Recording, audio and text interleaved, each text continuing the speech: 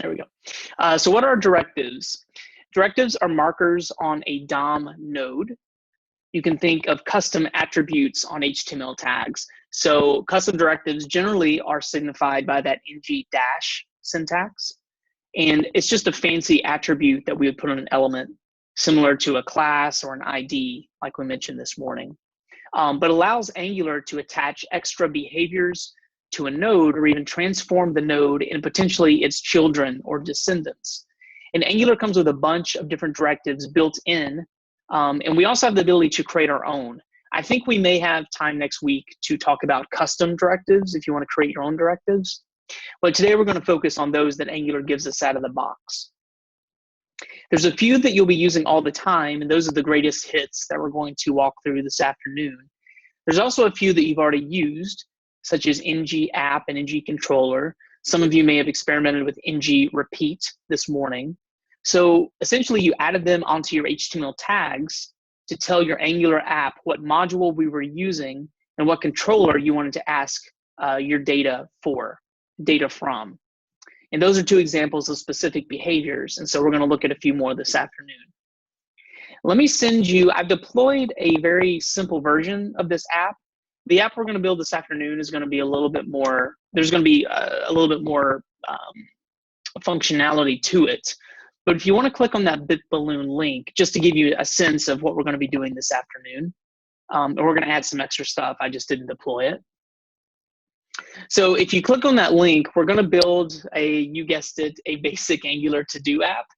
And this to-do app is going to be the vehicle to demonstrate a couple of the topics that we're going to touch on today and why Angular is a very powerful, fun tool to use for front-end development. All right, so let's get started. Let me put in the instructions to set up our app. And instead of you guys like waiting on me, I'm just going to share my screen and we can build this together. If you guys want to work on it simultaneously, and just ping me if you run into any snags. But it's pretty much the same setup from this morning. And at the end of the setup, give me a thumbs up if you see that number 2 in the browser.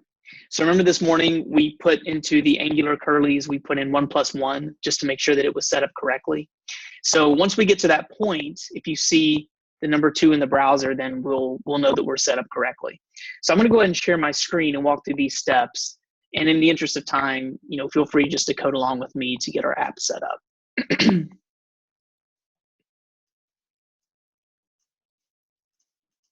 I'm going to do this in my instructor examples folder.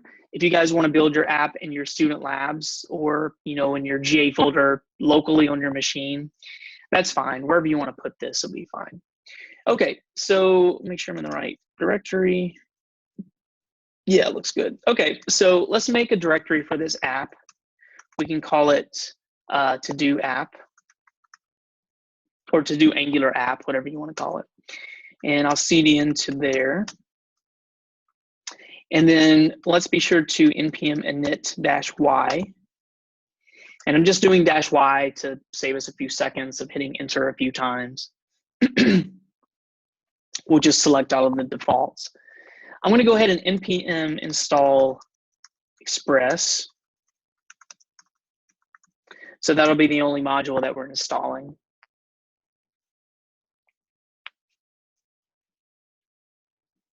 Then I'll touch a server.js file. And I'll go ahead and open up Atom here.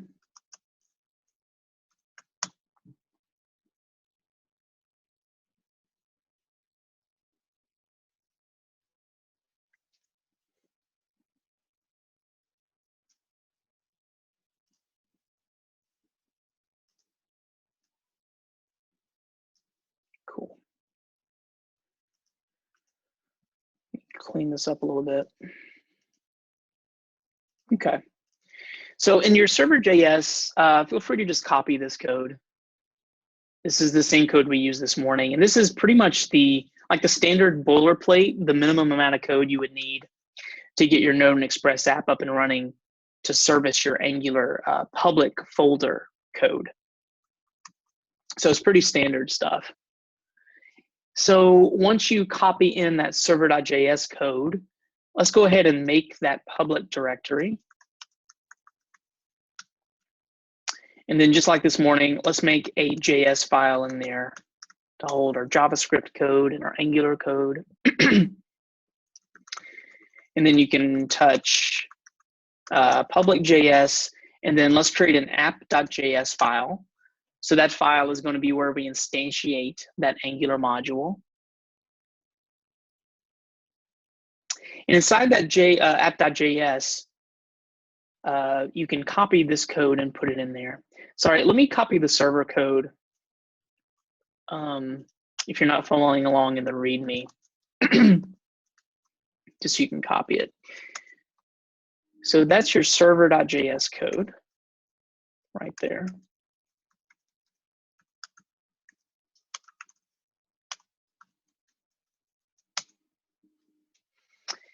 And then we'll instantiate this module, and hopefully this looks familiar from this morning. So we'll put this into our app.js. This is the basic syntax to instantiate a new Angular module. So Angular.module, the name of the app as a string, and then the second argument, remember those square brackets, is for any dependency injection that we may need. And we're not using any for this app. We'll start doing that tomorrow. But we still need those empty square brackets, even if we aren't using them. So I'll copy that into my app.js. Then let's go ahead and create a to-dos controller file. We'll put this in our public JS to-dos controller.js. And this is where we're going to be building some code. We'll leave that empty just for the moment. The last thing we do need is an index.html. So let's create, again, we're not going to create a separate views file right now, views folder, excuse me. We'll just keep this in our public folder. And inside that, pretty much the same stuff from this morning, but just kind of setting it up for you. So I'll paste this index.html code into Slack if you want to grab it.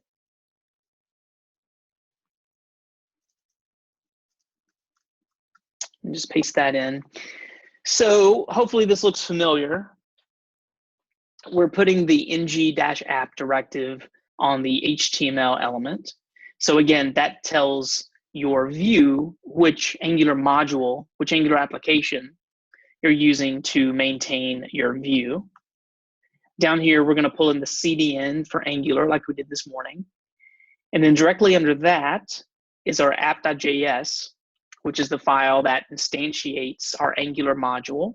It's really important that that comes right after Angular, the Angular CDN, because then we're going to hang everything else on our Angular.module.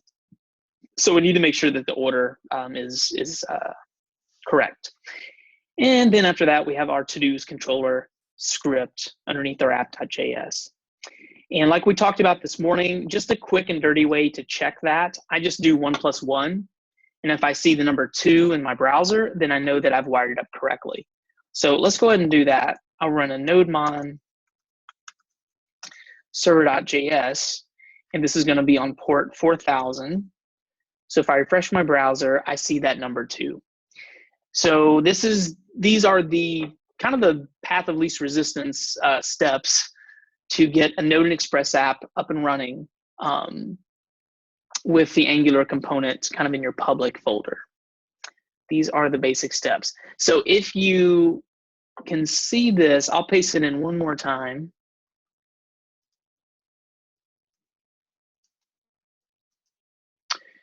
If you see that number 2 in your browser, let me move the screenshot down. And you can give me a thumbs up.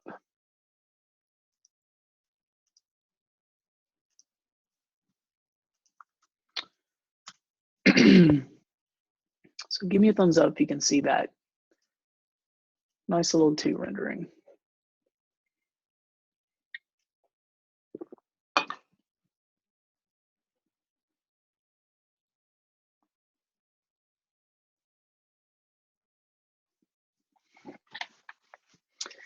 Cool, got 5 thumbs ups.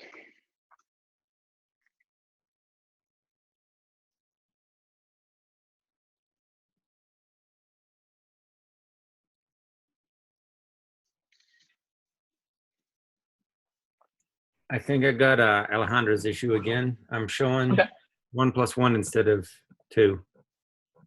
Okay, let me stop my screen share. Go ahead and share your screen and we'll debug it. So remember when we're dealing with Angular, if we want a console log to debug, where are we going to look? In our server logs or in our browser console? Browser. Yeah. So now we're back at being able to console log in the browser directly. Okay, so what does it say on app in your console? What error are you getting? JS1. Okay, so let's go take a look. This is it. What file? Oh.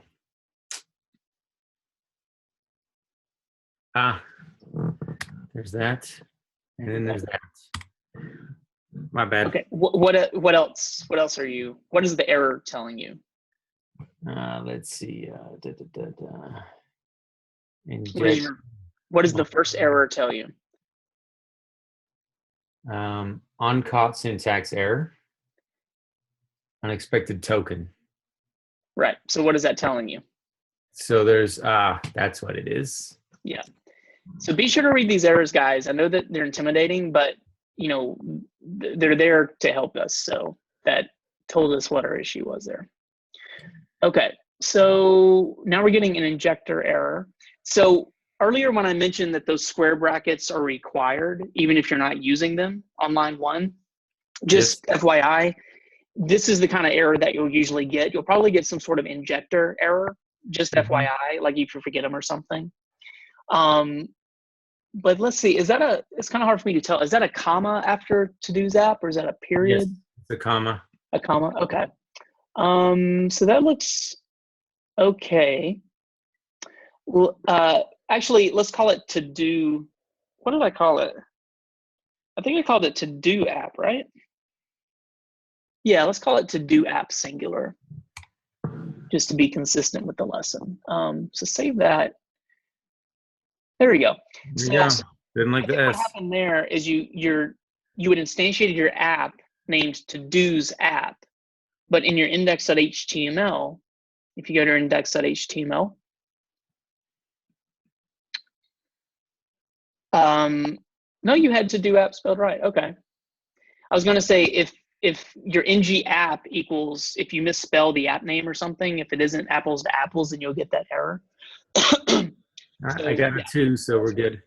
Yeah, so your ng app directive said to do app singular, and you had to do's app plural initially. So that's why it couldn't find the app to instantiate it. Cool, okay. Nice work. Is everyone else good to go? We've got 7 thumbs ups. I guess the 8th would be Kieran, so I think we're good. Cool, so let's flesh out our controller and take a look at an ng repeat. So let me paste in the next section here. I'm going to mute you, Kieran. Cool. So let's fill in our to-dos controller a little bit and add some initial seed data. So if you guys want to follow along with me, let's type this out longhand just so we get comfortable with the Angular syntax. So I'm going to share my screen again, and let's put this code into our to-dos controller file. And really pay attention to the syntax. You know, if you get a period wrong or some sort of punctuation, you're probably going to get an error. So make sure that it looks like that screenshot. Let me move this app.js up here. So remember that once we instantiate our Angular module called to-do app, and any other file that we want to attach new controllers or new services or new config modules and such, we need to make sure to bring in the module itself. So the first line of code is pretty much going to be that to-do app. So in this to-dos controller.js, we're going to attach a controller to our Angular module called to-do app. So that's kind of the first step. And so we saw this morning. Let's attach a controller. So what's the first argument that we pass into our controller method? It takes 2 arguments. And what's the first one? The name of the controller. Yeah, we can name it whatever we want. Yeah, but the first is the name of the controller. And then the second is going to be the constructor function for that controller. And like we talked about this morning, it's valid if you just want to go ahead and pass in, a function with all of the controller stuff. And you will see that in tutorials and some blog articles. However, in this class, we're going to do it where we create a separate declared function. And that's kind of the best practice nowadays. But there's not that much magic. We're just creating this function separately and then passing it in as an argument. So don't let that confuse you. Cool. And then down here, let's declare a function called to-dos controller. And we can bump that over right there. Cool. And in the interest of time, you guys can copy the seed data if you want.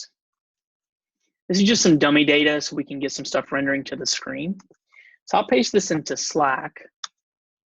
These are just some generic tasks and whether or not they're done. So our tasks are going to have kind of a title of the task, if you will. And then the done field will be true or false. It'll be a Boolean. So if you want, feel free to copy that array of tasks. And we'll put those inside of our to-dos controller like so. So essentially, when we go back to our index.html and we use Angular, we're going to be able to call to-dos controller.all for all intensive purposes. So remember that the to-dos controller is a function. It has this, which will give us scope. And so whatever properties and methods we attach to this inside of our function, we'll have access to that in our view. And so for this example, I think it's right there in the screenshot. So we're calling our to-do list, right now we're calling it this.all. We could have been more specific, like this.all to-dos or to-dos array or whatever. But just so you know, .all could be whatever we wanted it to be, but calling it .all almost makes it feel, kind of mongoosey. We could have done like, .find or .all or whatever, but completely arbitrary, whatever you guys want to call it. Okay, so that was good for our controller. Let's go ahead and flesh out our view and make sure that this is wired up correctly. So this is our next little step here. So inside of our index.html, let me bump it up here. Inside of our body, let's create a header section that will, let me put in the screenshot of what this should look like after we build it. So our first step is to add some HTML and Angular code that will give us that information in the browser. So it'll say Angular to-do app, and then you have the amount of to-dos to do. So that's what we want to do here. And you can see the code there in the screenshot if you want to follow along. So let's create a header section. And inside the header, we'll put some sort of h1 Angular to-do app. And then if you want to make this an h3, just kind of display, you have something to-dos to do. Now, what code could we put inside of here that would tell us how many to-dos we have. And actually, before we do that, what's the one directive that I need to add to make sure that my HTML is wired up to my controller?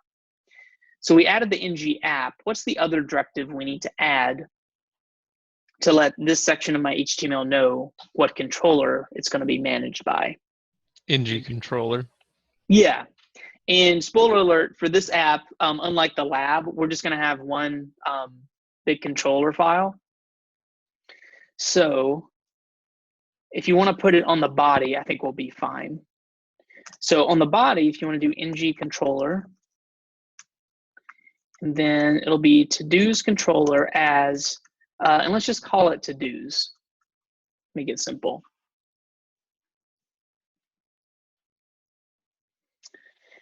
Cool, so our body is now managed by our to-dos controller as to-dos. Now inside the curlies, inside the little angular handlebarsy syntaxy things, how would we get the count of our to-dos?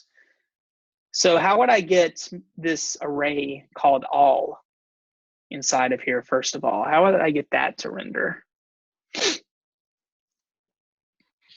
To-dos.all. Yeah. So remember that to-dos is going to be the to-dos controller, because the to-dos is like the alias. And then we can just call any of these properties and methods using dot notation.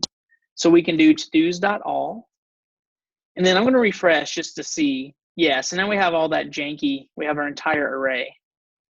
Well, but since it's an array, wouldn't you put to-dos.all.length to make sure that you're reading the entire length of the entire array? Absolutely. I was just demonstrating that we could see that rendered, but that is absolutely the next step. So in order to get the actual length of the array, we can call, since this is valid JavaScript, within the curly brackets, we can use all of the basic JavaScript methods that we have available to us. So yeah, so you're a step ahead of me there. Nice work. So let's do to-dos.all.length, and that should render, we should have 5 to-dos. So it's just taking the length of that array. So give me a thumbs up in Slack if you're able to see that. Angular to-do app, and you have 5 to-dos. So just like our handlebars example, anything within those curlies is going to be valid JavaScript. So we can use all the JavaScript methods in addition to all the goodness that Angular is going to provide for us, like filters and other cool little tricks. So it's those curlies are a little bit more powerful than we saw in handlebars, have a lot more available to us. Cool. So take a few minutes, and Alan showed us an example of this morning. But now that we're able to see the length of our to-dos, and I just demonstrated how we can get the array of to-dos using to-dos.all, go ahead and see if you can add an ng repeat to the view. So see if you can write some code that will make your view look like this. So we'll actually print out each to-do. It doesn't have to be very fancy, but see if you can make maybe an unordered list that will render each to-do with a separate bullet point. And you're going to be using the ng repeat directive. So you may want to Google Angular ng repeat. I'll send you to their source, to the Angular docs as well.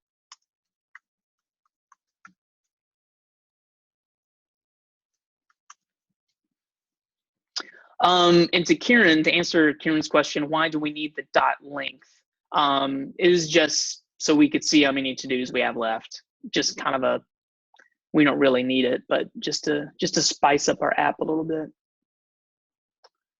But what we will see is eventually when we start deleting to-dos and adding new to-dos, we want to see that number increase or decrease in real time using the two-way data binding. So that's another reason that we wanted to put that in there. So here is the link to the Angular ng repeat documentation, if you guys want to take a minute or two and see if you can get an ng repeat working. So ng repeat is one of the kind of the greatest hits directives that you guys will use quite frequently. So it's a good one to understand how it works.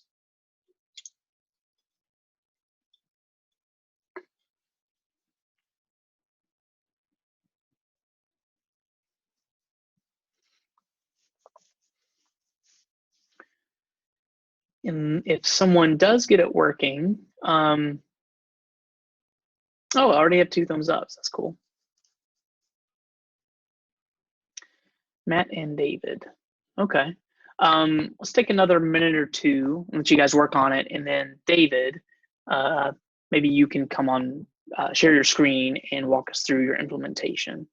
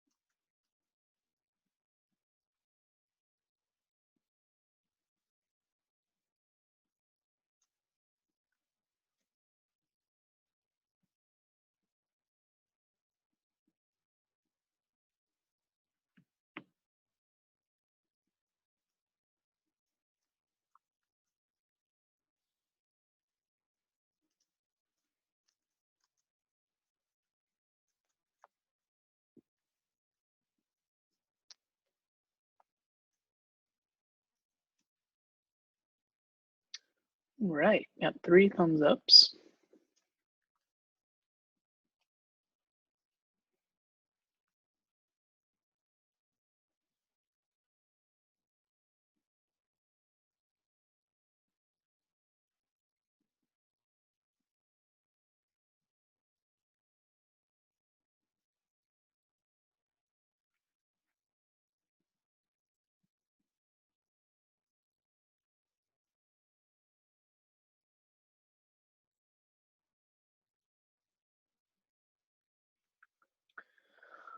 All right. So David, would you mind coming on, sharing your screen and walking us through your ng repeat example?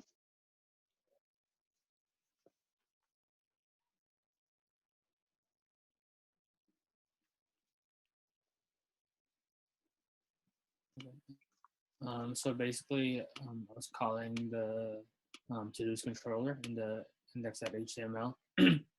And then for the ng repeat, basically named the controller to do in like to-dos.all, which is what we named here. So in to-dos.all, which is this, and then when you do the task, it formulates a list. Since I made it into a list format, so you have the bullet points, and then that's what it showed up. Yeah, so let me paste in pretty much what David had into Slack if you want to grab it. So yeah, the ng repeat directive is kind of like a fancy loop for Angular, similar to the each that we used using handlebars. But the ng repeat, this is used for instantiating a template once per item from a collection. So rather than our old-fashioned for loop in vanilla JavaScript, Angular uses this ng repeat directive on the element that we want to iterate over. Sort of like JavaScript's for each, in that we can say for each item in todos.all, call the one that we're currently iterating over the to-do. So that to-do in todos.all, that to-do could be t in to-do.all. It could be pretty much any placeholder you wanted, el in to-do.all. But generally the convention would be the singular of the plural thing that you're iterating over. So it would be car in cars.all, or food in foods.all, that kind of thing. So Audrey does not see her list, and Kieran doesn't either. Okay, are you guys getting a particular error? Well, every time I try to enact it, it keeps coming up with the points, but it doesn't show what's actually in those points. So it's like it's showing that it's making a list. That happened to me earlier too. I thought I was just making an error, but when I followed it even now, it's showing again just the points without. It's showing the bullet points. Okay, let's take a quick look, Audrey. Let's see what's going on there.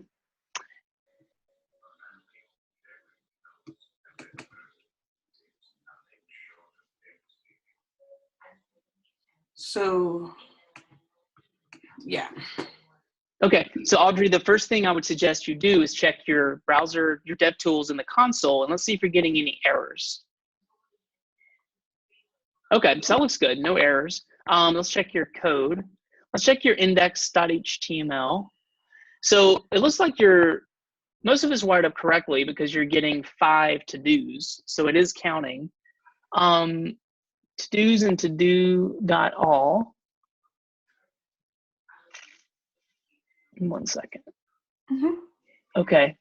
I think, so Audrey, move that closing LI below the to-do.task. You see how you're closing it before you even get into the to-do.task?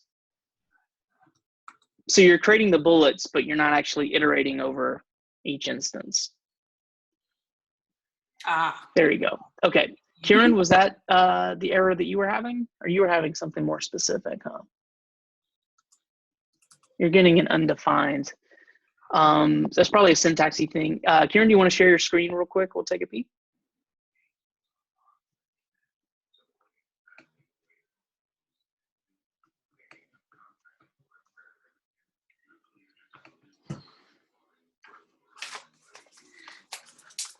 Okay. So Kieran, was your to-dos? Okay, the link isn't working either. Okay, so let's take a look at your index.html. To-dos controller as to-dos. So you just saved the file. Do you want to go back and refresh the browser and see if that was the issue? Okay, let's check out your controller, your to-dos controller. Okay, to-dos controller. Okay. It's okay. Let's go back to your index.html one more time. Matthew.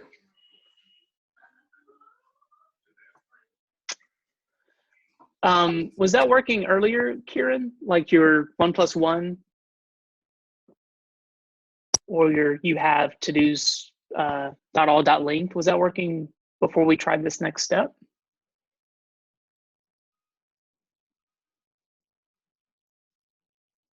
So the 1+1 was working, and now Okay. it's not. And so that's where it was. Okay. Did you copy that code in there, Kieran, or did you type it out longhand in to-dos controller? I typed it out.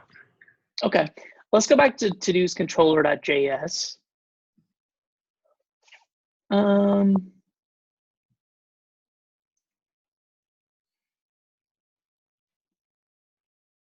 Okay, that looks. Nothing's like sticking out. I wonder if you copied something from Slack. Maybe it copied some other invisible character or something. Yeah. Shall I test it with a Replit or something? Go. It might be a capitalization error in to-dos, possibly. The what? Capitalization in to-dos. Can we go back to index.html? Oh, yep. Yeah, it's a lowercase t, or you might want to change everything in your to-dos controller to capital. Yeah, let's go with capital because that's what the lesson is. So it's capital T to-dos controller. Yeah, so then in your, yeah, good catch. And also on line 2, make both of those capitalized. Yeah. But JavaScript doesn't work like that. Yeah, so that's a pretty common thing. And if you look at Kieran's error in the in Slack, so it's essentially saying that that controller is undefined, meaning it can't find it. It can't instantiate it. So particularly when we're just getting started like this, usually that's some sort of typo or something. Yeah, some nice work. That's a pretty common error though. So shouldn't this list be showing now? I don't know if you put in the code for ng repeat. So if you want to add that in there, the code that I pasted into Slack with that unordered list. And Okay. yeah, so try putting that, yeah, and then let me know if you have any issues. But let's move forward with adding so let's take a look at a form, creating an Angular form to actually add a to-do. So this will be our next step. So we talked a lot about data binding, specifically two-way data binding. So the view can update your controller data. And also when that controller data gets updated, it'll update the view in turn. So it's a two-way process. So far, the only way our view has been able to update is when the server sends new information, right? But now we can actually have the view update in the opposite direction. That's the essence of two-way data binding. So we're going to add a form to add a to-do to our list. So the first thing we're going to need to do is create an actual form. So let me share my screen again, and we will add a form to create a new to-do. So we don't have a backend. We're not going to a database, so we're not going to be dealing with like HTTP verbs or actions. We'll deal with that tomorrow. This is still a pretty simple form just for stuff in the browser. But the first thing you want to do is if you go into your index.html, we'll put this, we'll just start building this below that UL. So if you want to make some space. And let's create a form. And if you want to hit tab, it's going to add all this extra stuff, which we don't need today. If you want to add that ID, we'll go ahead and add the ID. If we had time, we would get to some CSS, but we're probably not going to have time. So let's create a simple form with an input of type text, and then we'll put a placeholder in here. And we'll make that say, I need to ...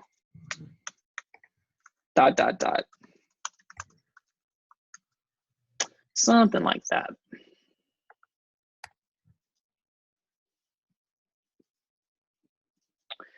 Cool, so if we refresh our browser, so now we have our little form right here, but it's not wired up to anything yet.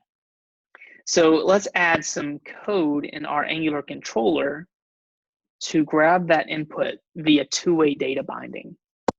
So to start, let's create a method in our to-dos controller. The first thing we'll do is create a function called add to do.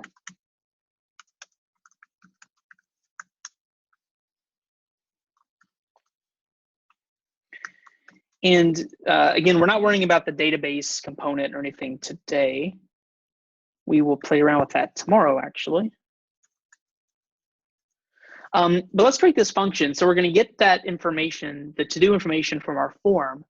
And then for now, again, this is just some JavaScript. This should be probably how you set up some of your Project 2 code. So let's get that new to-do and let's push it onto our this.all array of to-dos. So that'll be our first step. And as an additional first step, let's hard code a to-do. So each time we're just going to hard code this one and push the same thing. The same to-do to our array, just as a first step. So once we create this, create this function expression inside of our controller, another good practice is to then add it to a property or to a method and attach it to the this. So let's do a this.add, and when we call this.add, this is essentially going to call the add to do. So the reason that we do this, it's a way to keep our, let's say as our code gets really large, more substantial, instead of making this.add equal the function directly, sometimes it's a better practice to declare all of your functions throughout your code. And then maybe at the bottom or even at the top of your controller, you create this dot, then the name of the property or the method. So you have all of the actual method calls in one place. It's just a way to dry up, or maybe not dry up, but to make your code a little bit more readable and searchable. Otherwise, you've got like all of these functions and method calls throughout your code. But it's just a way to maybe organize your code a little bit better. So we create this function, and then we attach that function to a method. So this.add equals add to do. So what we'll be able to do, again, it's essentially like calling to-dos controller .add, which is actually going to be to-dos.add eventually when we finish this out, because right now our to-dos controller has the alias of to-dos. So it's a couple of steps, but we're going to get there. Cool. So right now we just created this dummy to-do. We'll actually sharpen that up here shortly. But the next thing we want to do is add a submit directive to our form. And you guessed it, the Angular directive for submit is ng submit. And so when we hit submit, essentially when we hit enter inside the form, we're not going to create a submit button necessarily. We want to hit the to-dos.add method inside of our controller. And so remember that everything in the body falls under our to-dos controller. And so we can call to-dos.add, and that's going to call this.add, which is actually just a placeholder for our add to do function. So let's make sure that that works. Let's save all of our files, and then if we refresh the browser,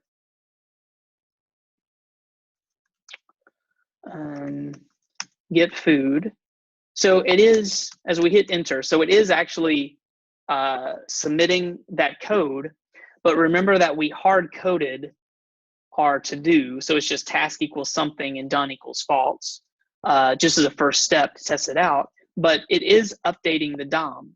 So we're two-way data binding, we're sending information or we're sending behavior to our controller, even though we're not sending the actual data. We'll send that shortly. But we are able to use that ng submit and update the data in our view. So that's a good first step. And you'll also notice up here, as we add more to-dos to our to-dos array, that the number of to-dos increases. And then if I refresh the browser, of course, it's going to like reload that controller and all of that stuff. Since we're not saving this to a database, it's just going to default to the to-dos list that we have in our controller. Yeah, someone have a question? I have a question, actually. Sure. So I don't know if this makes a difference, but the variable add to do that you made, the function you made, I mean, I guess it makes sense that it's inside a to-dos controller, but is it something about that scope that's causing it to like repeat itself multiple times? I'm sorry, I don't understand the question. The ng submit, the to-dos.add is repeating multiple times? When you unless I missed when I was looking somewhere else, when you look like when you hit submit, something came up more than once. Yeah, well, we don't have a submit button when you hit enter. Oh, okay. Well, yeah. Yeah. So when you were putting the information in, I saw that it rendered more than once. Yeah. So I was saying, was it doing that because of the scope of where you define the variable? Is it like trying to like read it over and over because we're also repeating it? Well, the only thing, so right now we hard coded our to do. Mm-hmm. So right now, every time we hit enter, I don't have to put anything in here. I can just hit enter and it's going to give me that same to do over and over. Oh, you would just enter more than once. Just hitting enter multiple times. Yeah, I was just that part. I didn't. I thought it was something like error. Sorry. Yeah, I was just demonstrating, and that's the beauty of two-way data binding. So we're not the page isn't refreshing, right? Isn't that great? And in Unit 2, if we wanted to submit a form, we'd have to send it back to the server and the entire page would have to refresh. There is no refresh here. All of this data is still client side.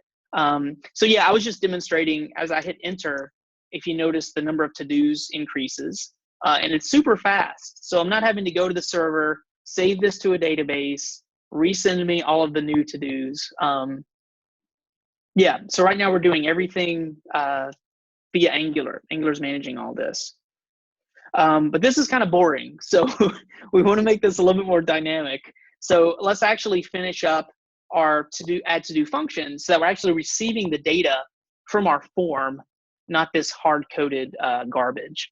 So let's move to this next section. Before we do, just want to make sure, is everyone able to add new janky to-dos to their list that just say something? So I'll put this into Slack. Give me a thumbs up.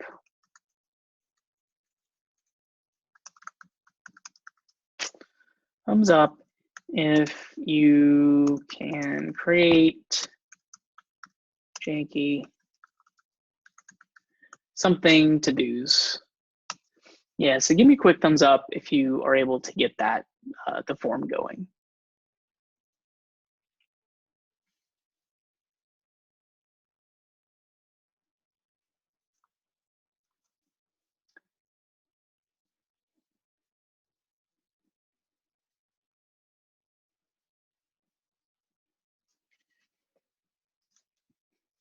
Cool. 5 thumbs ups.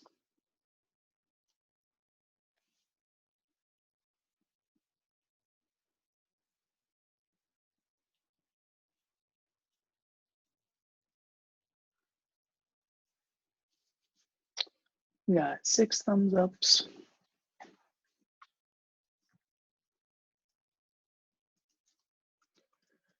Let me get one more and then we'll push forward. I don't know if we'll get through all of this coverage today, which is fine. We'll just pick up in the morning and finish up this lesson. So I want to respect your outcomes time for sure. So we'll be all good. I think that's yeah, it's a 5. I couldn't know if there's a 5 or a 6 on that thumbs up.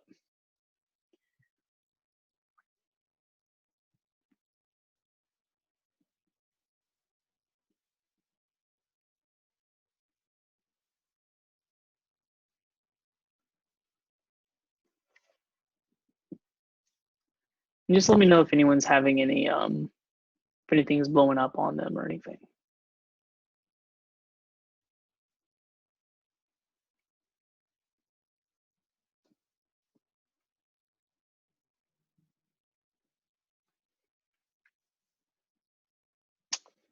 Okay, got 6 thumbs ups.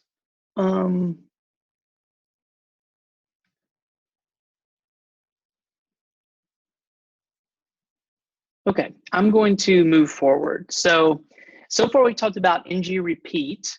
We talked about ng submit. We've talked about ng app, ng controller. This next directive is called ng model. Now, obviously, we don't want to use that dummy data that says something, something for all of our to-dos. So how do we keep an eye on what's the input in our form and send that input to our add to-do function in our controller? So we're going to use a directive called ng model. So ng model is a directive that lets us connect some sort of form data or some sort of data in our view, lets us connect it to some data in our controller. So it's kind of the connector there. And that's why it's called ng model, because it's a model for some sort of data that may live in our controller. And again, this is two-way data binding. So if we update our controller with some data, it's going to push it to the view. And if we update our view with some sort of data, it's also going to register it in the controller. So both sides are listening for events. And so there's an example here of what we want our object to look like. So we want the task field to be whatever we type into our form. And then the done can be false or whatever. We're not going to worry about that right now. So maybe let's make a new to-do object in our controller that looks like that.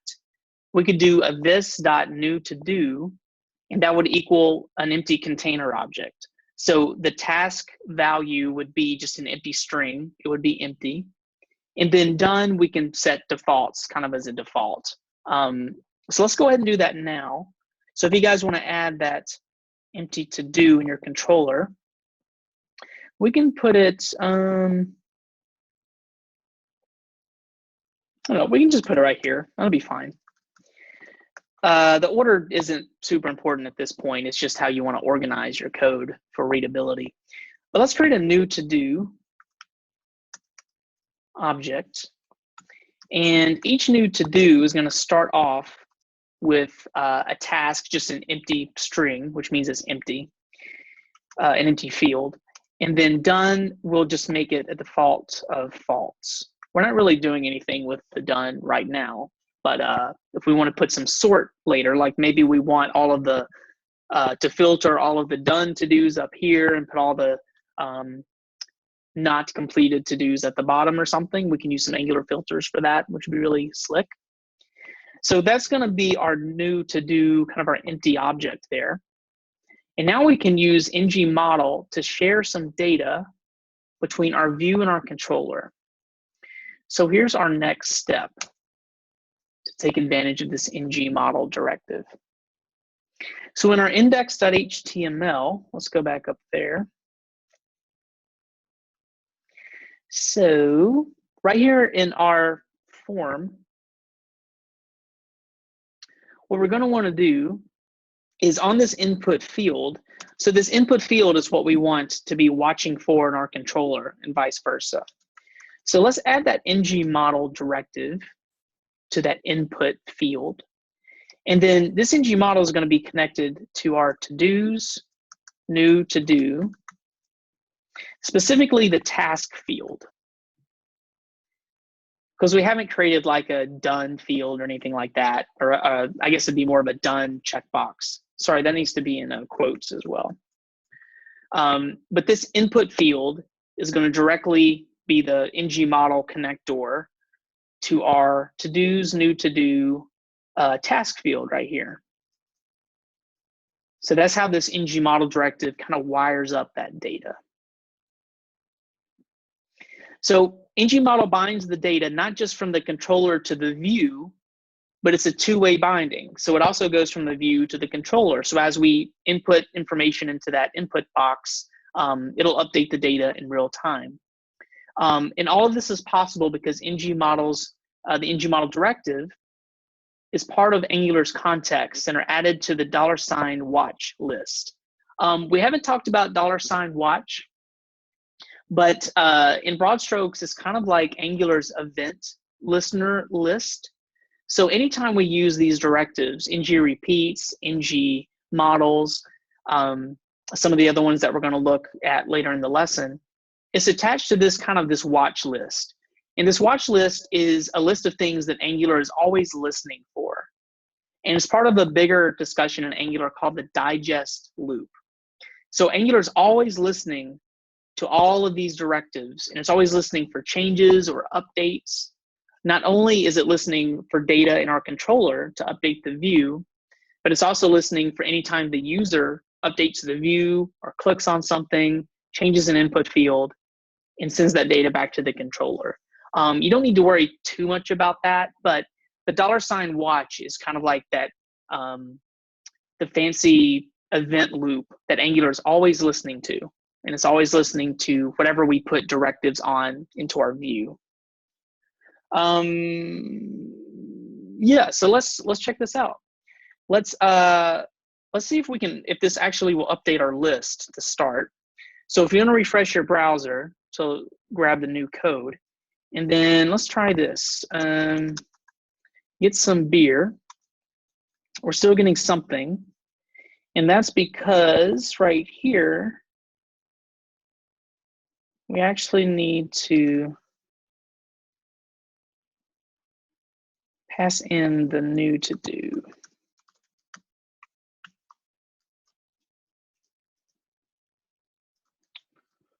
I may need to change the scope. Let's see what that does. Actually, let's do it a little bit more semantic. So let me undo that. So actually for the task, the value is going to be this new to do task. Let's do it a little bit more like step by step. So let me try that one more time and get beer. There we go. So now it's working okay. Get some blue apron stuff. Cool. So now we have that NG model that is taking the data from our form and updating the array of to-dos in our controller. Now, if you don't believe me, we can see this in an even cooler way to see how the Angular updates things in real time. So in order to do that, let's add one more line below our form. Let's put a p tag here, and I'll just paste in the code that we can put. And this is just to kind of see how Angular works in real time. So let's add this line about to add to do right below our form. And so the contents of this p tag, essentially, we're using the Angular brackets. So we want to see the contents of todos.newTodo.task. So as we type in that input field, we're going to see it update in real time, which is pretty cool. So let me refresh here. And now we have this about to add to do p tag section. And so now, as I type in get beer, so notice how the DOM is being updated. Angular is taking that information from the form via the ng model directive, and then is passing it to that p tag because we're asking to see the contents of new to do. So with every keystroke, it's going to update our view. Then we hit enter, and we didn't reset the form. We'll need to do that, but we could go in here and I don't know, make a blue apron meal, then add that. And the way that we can, well, you guys may be savvy on this from unit 2, but what we can do in this function is we can reset that new to do, and we can do it like this. So I would actually just copy that line, and we can reset the box like so. Actually, we can do that even simpler. So let's just make new to do task after we push the to do onto the array. Let's just reset that input box. So let's make sure that works. Oof, I just broke something. What did I break? That should be an equals. My bad.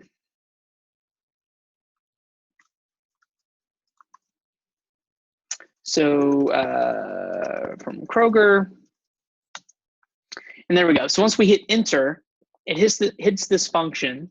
And so now we're resetting the form the other direction, because once we push that task onto the array, we're saying, you know what, that ng model that's attached to new to do, go ahead and set it, set that input box to an empty string. Just kind of clear it out right there. So that would be the next step to kind of properly set this up. So take a nappy poo, if I can spell correctly. Yeah. So this is an example of two-way data binding using that ng model directive. So you guys will want to use ng model for any of your form information. That's usually the most common use case for ng models when you're dealing with forms. Cool. So I want to make sure that you guys have that working before we move forward. So let's put a pause right there. And give me a thumbs up in Slack if you were able to successfully add ng model to the form in your view. And then if you're able to get the add to do function working in your controller so that you could push new to-dos onto your array. Cool, 5 thumbs ups. Mine's adding a blank to do, so I'm not sure. Okay, check out your var add to do function. Make sure it looks something like this, because you may be pushing in that empty to do instead of the to do information from the form. I'll go ahead and share your screen, Karen. We can take a look.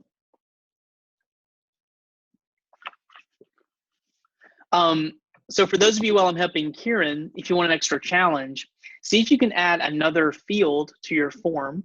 It can even be a text field. It doesn't matter because we're not dealing with the database or schemas quite yet.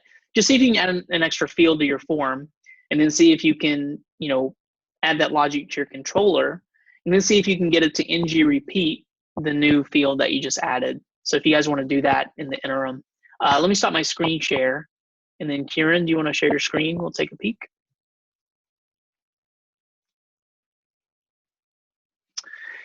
Okay, let's see. Set new to do. Let's do task done false. Resetting it. Okay, let's go to your browser. Go ahead and refresh. And let's see what's happening. So when you try to add something.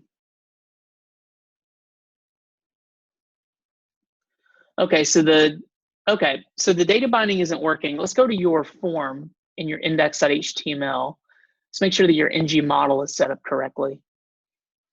Okay, on line 23, I think you have a misspelling there. Yep. Okay.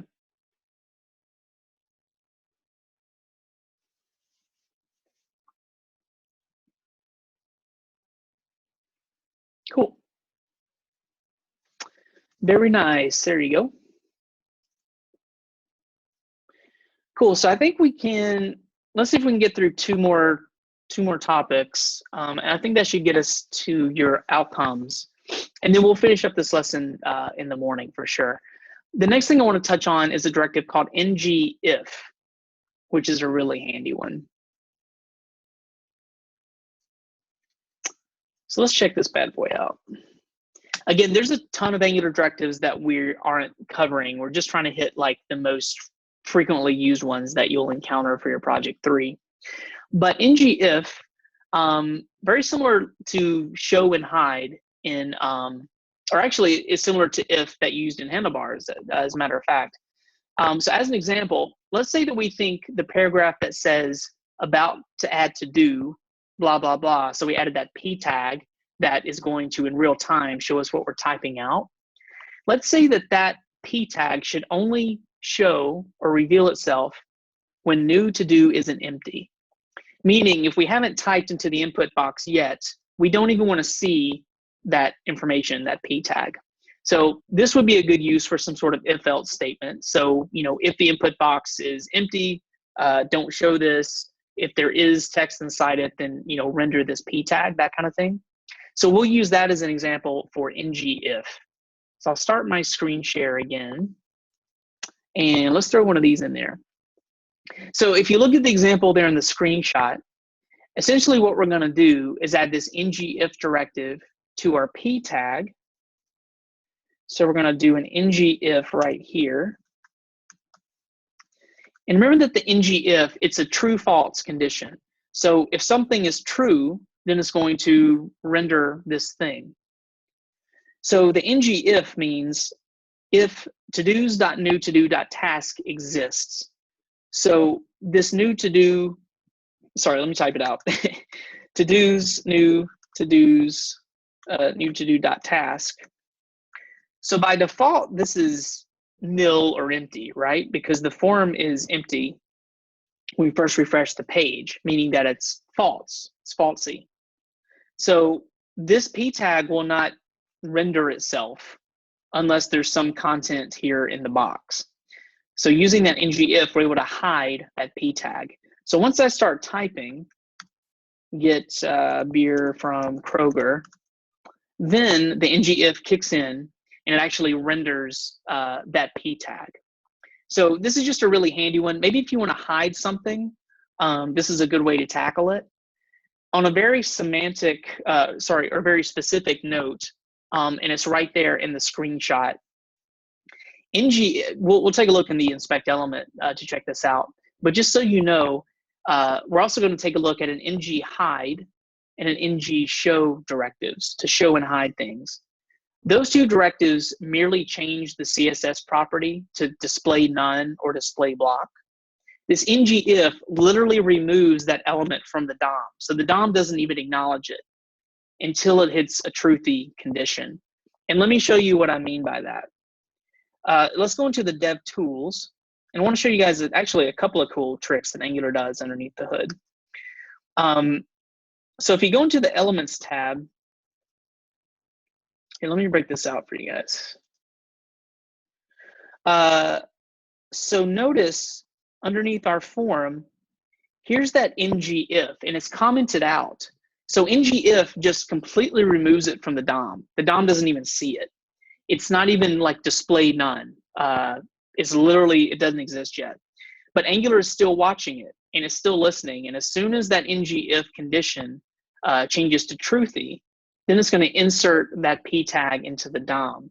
So over here, as soon as I start typing, then it appends that p tag into the DOM. That's pretty cool. So it's even more robust than just changing this to like display none, right? So ngIf like completely removes it from the DOM. And consider that that's really important. Let's say that you're trying to, maybe you have a bunch of content that is going to be displayed or not displayed, depending on some given condition. It's actually less expensive if the DOM's going to render faster if it doesn't have to render all that stuff and then set the CSS property to none, right? That's a lot of extra work. But if you have a lot of content that you don't want to render unless it's based on some condition, maybe ngIf's the way to go, because the DOM will render and just it'll just ignore those ngIf elements until you call for them. So maybe it's a little bit, the apps we're building is not that big a deal, but at some point, an ngIf may be less expensive than other methods. The other thing I wanted to show you guys, which I think is pretty interesting, is if you refresh the page, I just wanted to point out a couple of extra attributes that Angular puts on your elements under the hood. So Angular is like totally owning your stuff right now. So if you look down here, I just want to show, you don't have to like memorize this stuff. I just want to point out that Angular is actually, it's really watching your DOM for updates all the time. So just take a look. Here's an ng scope class, and Angular is adding that under the hood. We didn't write that code, right? But since to-dos controller as to-dos, we're having that scope property that's connecting the view to the controller. Angular adds that class so it knows to watch that, specifically the scope, so it can pass data back and forth. Here's another one, this ng binding. So the ng binding class is added to this h3 because Angular is watching that todos.all.length. So remember that this number 5 is the length of the array. So Angular underneath the hood binds that data to that element. So it's always watching for it. So this li has an ng binding and an ng scope because it's listening for the data and it can update the data accordingly. The really cool thing is the form. So let's take a look at the form right here. So there's a lot of cool stuff happening with this form. So watch some of these attributes the class values. So right now this form, it has a class of ng pristine and an ng valid. So if you want to put some sort of validations on your form, if you don't meet those validations, then Angular is going to put a little class of like ng invalid or something. This ng class, ng pristine, I think that means that you haven't even clicked in the field yet. So sometimes if you're on a form, maybe you tab through the fields and maybe you like enter a field, but you don't actually type something in the field. You'll come back to that field later. Angular has really precise ways of monitoring all that stuff. And then right here on input type, there's ng pristine, ng untouched, ng empty. And you can go through the documentation because there's a very specific meaning for all of these if you want to dig a little deeper. But let me go in here and actually click into the field.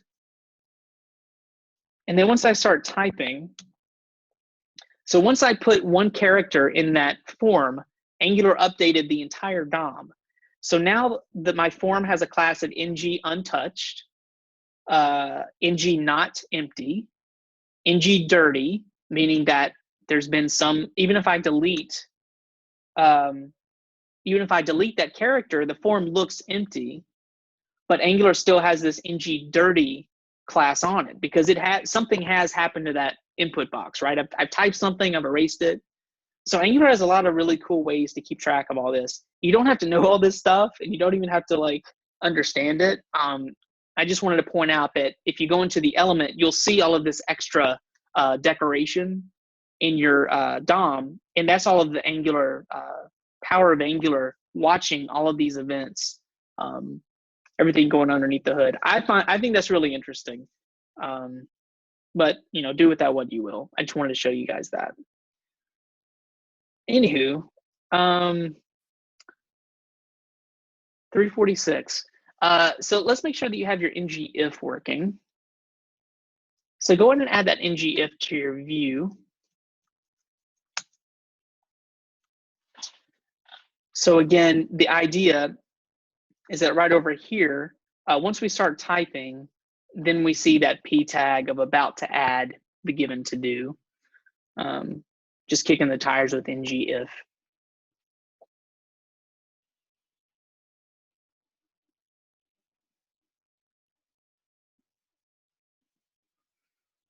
And then I think the last thing we'll have time for, we'll take a look at ng filters, and then we'll put a pin in it for outcomes, and we'll finish up the lesson tomorrow.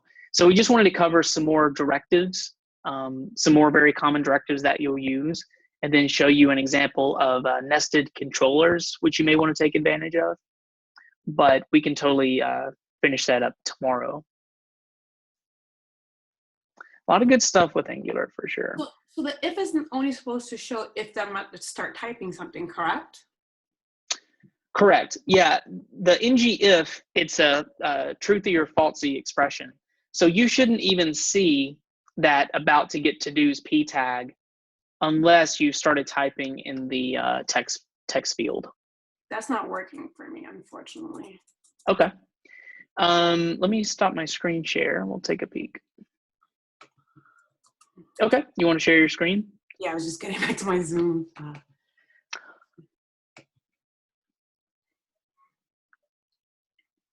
I can make it bigger. Okay. And I just got an update. We'll put a pin in it right now because I want to give Christine time to present homework. So we'll get to filters tomorrow, just FYI. Okay, let's see what we got here. Can you show me in the browser, Audrey, the behavior? Okay, if you start typing in the text field, the input field. Okay, so that's working. Okay, so let's take a look at your index.html one more time. So you got your form, to-dos.new, to-do.task. Okay. Okay, scroll over to the left. Let's take a look at your ng-if directive. Okay, to-do, new to-do, task. Looks okay. Let's go to your controller. Let's see if we need to. So you got this dot need to do. This need to do dot task. Yeah, that looks okay to me. That's pretty much what I have. That's this I need to do. In your HTML, let's go back over there. Scroll over to the right just a little bit.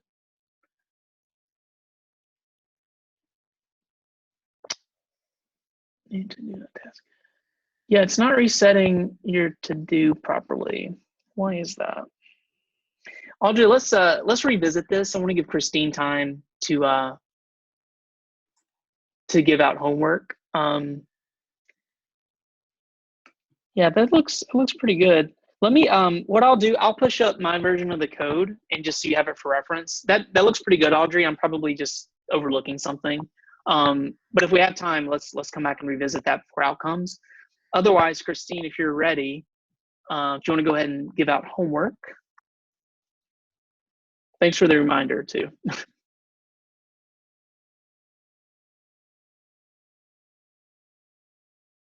All right, hi guys. Angular's so fun. All right, so homework is posted so you can pull upstream, but I will be sharing my screen and walking you through it anyway. Drop the link in Slack and let's walk through it.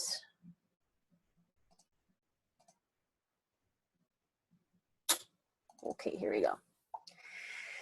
So today's homework, you're going to be making a superhero phone book using Angular. The setup is inside your Angular app, so let's take a look real quick. You are given 3 things. Well, you have images, which is just a link of images that our app will use. You don't need to touch that. But we have CSS, which you also don't need to touch, but I would take a look. You'll be writing your JavaScript Angular stuff right in here. And you are provided an array of objects as our dummy data. So there's no back end to this homework. It's just front end. And also, you'll be Angularifying your HTML. Right now it's this plain old HTML. So follow the prompts, hook up your ng app to it. We'll do, you'll add your controller. Oh, wait, did we talk about controllers? Yeah, so you'll be adding your Angular directives here. So let me show you what that looks like on your end. I think it's this one. Yeah, so the HTML that is provided to you just looks like this. There's nothing going on. And once you walk through the prompts, you should have something that looks like this. Let me maybe refresh the page. Okay, so the array of objects that I showed you in the JS file, you'll be maybe using some repeats that you learned today to list all your superheroes here. When you click on any of these show buttons, so maybe an ng click, the information up top gets populated. So you see the superhero's picture, their name, and their number shows up here. If I click on someone else, that superhero's information pops up. I think you touched on form a little bit. So if I were to look up, for example, Spider-Man, Spider-Man shows up down below, everything else goes away. And if I click on him, he shows up. If I clear it out, all of them come back through the magic of Angular.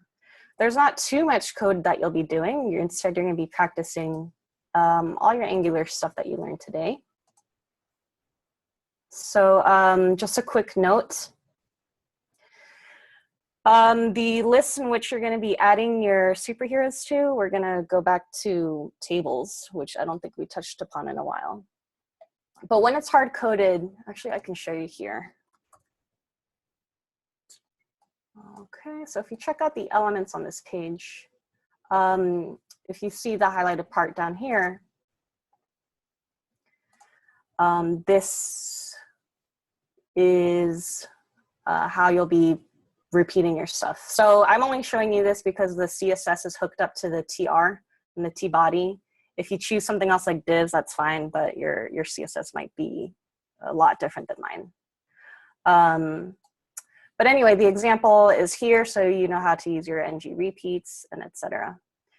If you can, try to get through all 6 of them, and there's a reach goal if you're feeling extra adventurous. If you don't get through all that, no problem. I wouldn't rush through it and just really get used to how Angular works. Okay, let's see. Well, that's it. Are there any questions I can answer? Let me do a real quick pop quiz. Where will you be doing your coding, Alejandra, in this homework? Index.html and the controller. Yes, so index.html, you'll be adding your Angular directives to it, and you'll be doing your controller in app.js. That is correct. It is a little bit tricky, so take your time and have fun with it. And that's it for me, guys. Thanks, Christine. The last thing I mentioned, I put it into Slack. So we were almost done with the lesson. The only thing, importantly, the only 2 things that we didn't finish covering were Angular filters and also a few more directives that may or may not be in the homework. things like ng show, ng hide, ng click, ng bind. They aren't super crazy. You can totally manage them. So if those do arise in the homework and you want to go ahead and read in the lesson where we left off, I put kind of the specific section of the lesson where we stopped. We stopped right at angular filters. So if that comes up in the homework, if you just want to skim through the lesson, we'll finish it up tomorrow. But the lesson's pretty, it explains it pretty well enough to get through the homework if it does come up. So otherwise, we'll cover that tomorrow. And I also pushed up my version of the to-do app for reference, and we'll finish that up in the morning as well. And then the rest of the day tomorrow is going to be a lot more exciting. We're going to hop into an Angular service called $HTTP. And it's the Angular way of doing what you guys did the past 2 days using Ajax, which is one of the other reasons we wanted to cover jQuery Ajax before we see the Angular way to do it. So it's going to be really exciting. We will hit a database tomorrow. We'll be doing some more complex stuff. So tomorrow should be fun. We'll have more of a full stack application by the end of the day tomorrow. Looks like Kieran just got a huge monitor. It's very exciting. Oh, wow. 5K? Jeez, dude, you got to show up, everybody. I don't even know. I've got a 4K and I can barely tell the difference. A 5K. That's incredible.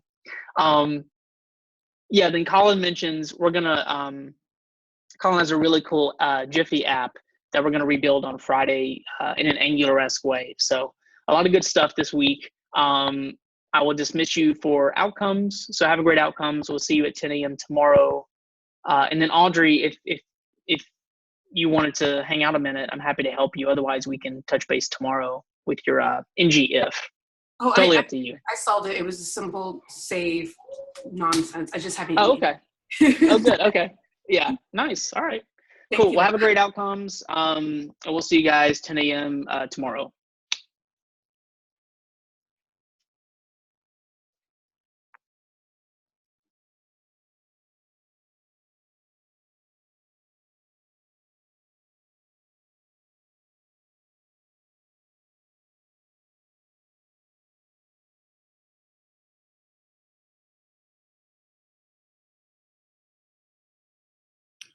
It's the recording, Mark.